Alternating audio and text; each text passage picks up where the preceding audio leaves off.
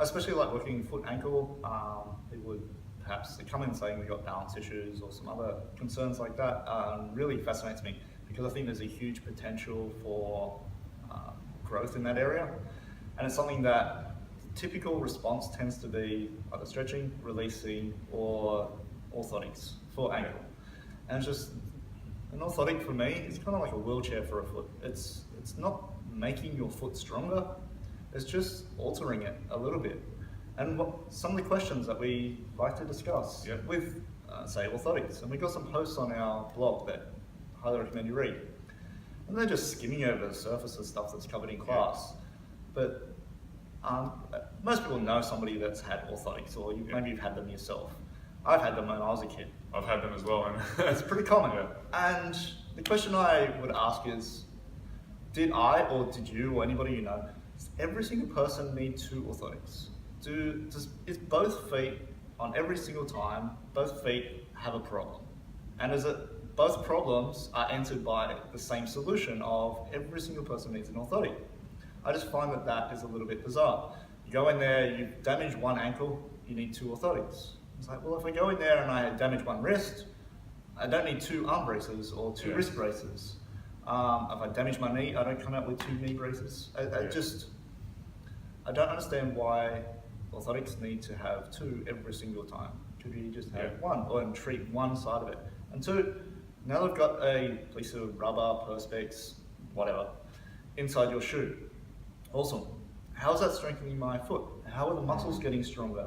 Because if that's injured, my focus on that is, let's build the strength in that. And you take those clients, it's like, let's see how strong you are in, not maximum strength, but how much control you have over moving toes, ankle, foot, in all different positions. How does your knee move? You start strengthening those things, and that can happen in just one session. We've done that. And it's like people stand up and go, wow, I can balance now.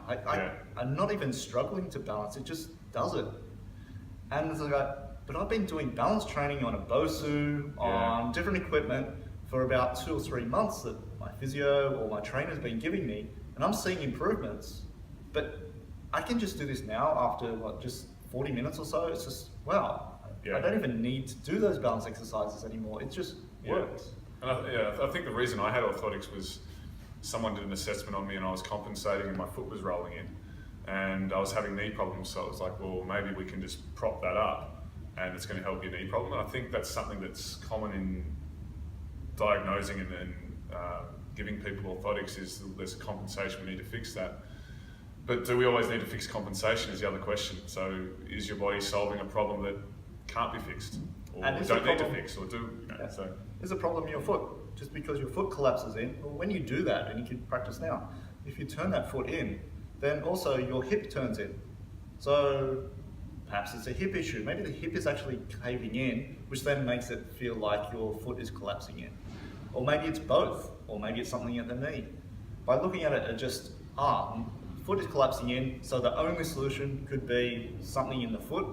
We just feel like it's a limited solution. And we're not shooting it down completely. Obviously, maybe there's a place for it, but we just want to ask these questions. Is, why are we giving people orthotics, and what are we getting out of it? We need to know the goals. So I think that's really important to understand.